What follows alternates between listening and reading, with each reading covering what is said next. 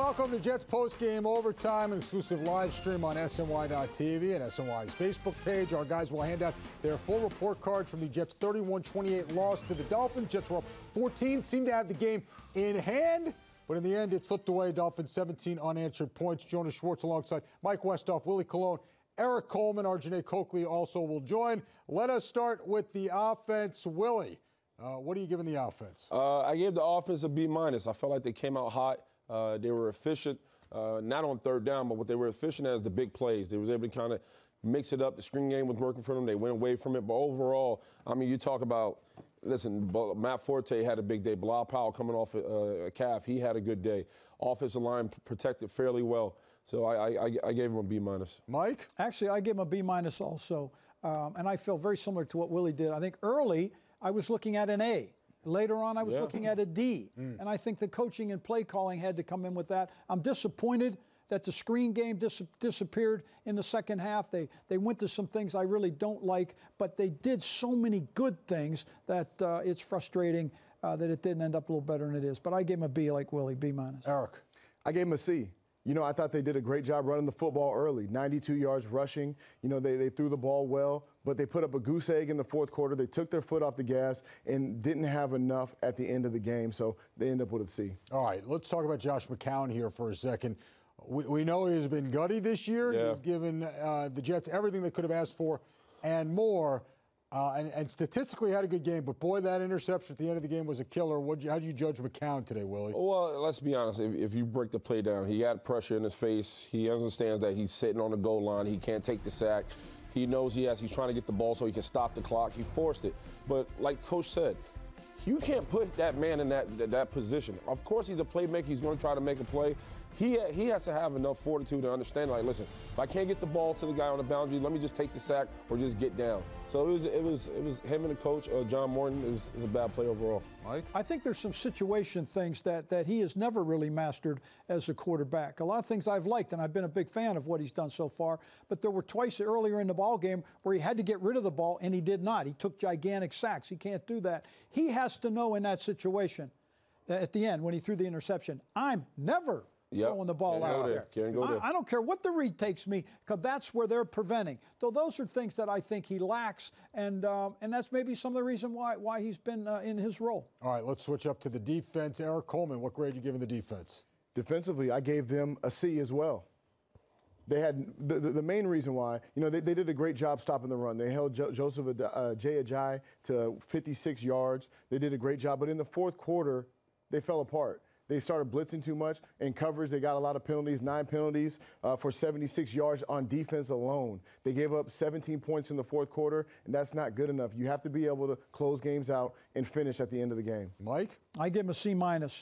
Very disappointed in the end. I agree with Eric that fourth quarter was really disappointing. I'm still waiting to get Leonard Williams to rush consistently off the outside. I haven't seen that. I was very pleased with the play of Darren Lee today. I thought that was maybe his best game. So I saw some good, solid things there.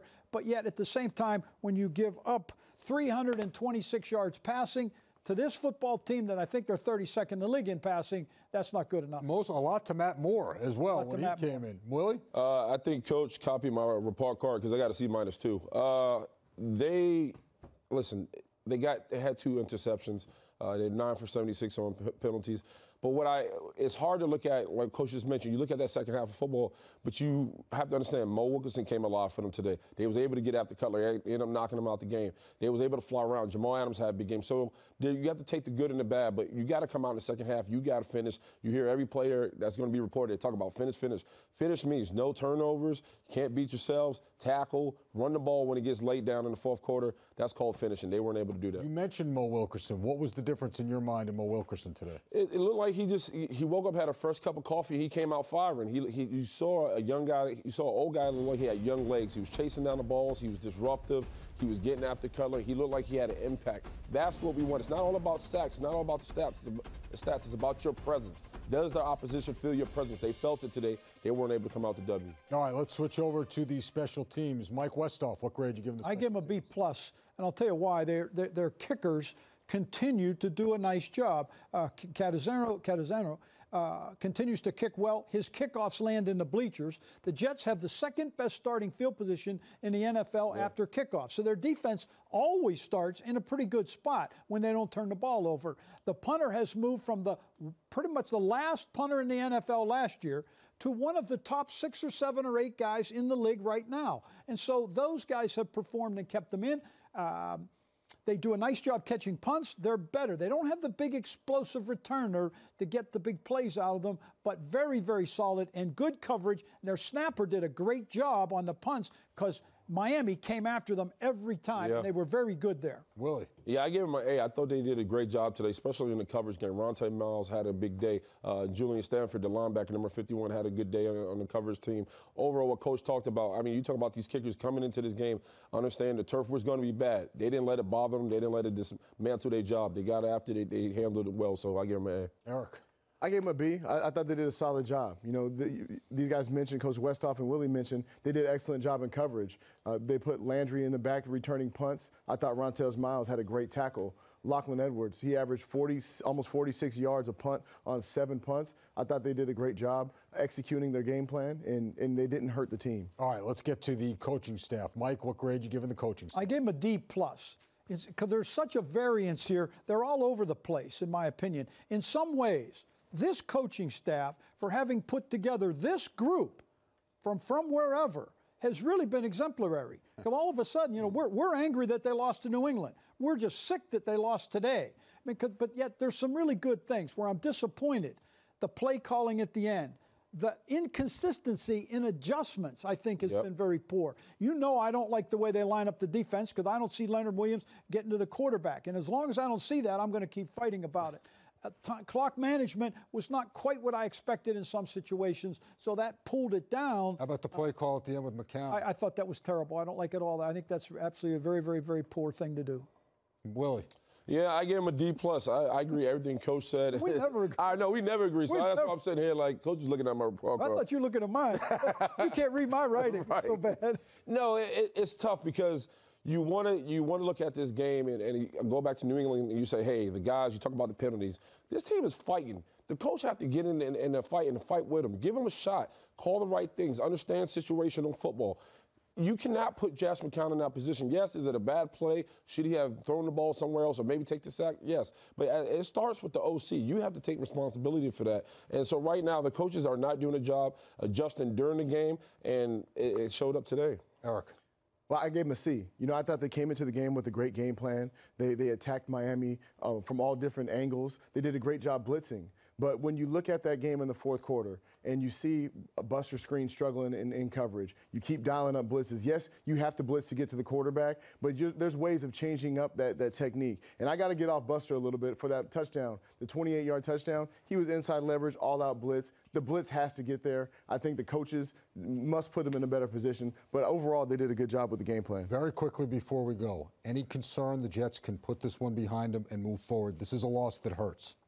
Be honest, Jonas, this would be tough for me. And I know as a player, there's a 48-hour rule. Monday, Tuesday, you can soak. Wednesday, you get back in the building, it's over. You got to move on for the week ahead. But this one right here, considering that you lost to New England, you had Miami right when you won, you just had to finish it out. This is when you have a players meeting and you tell guys this can never happen again. And you, as a leader, I will tell the guys whatever we got to do. Come in third quarter, fourth quarter.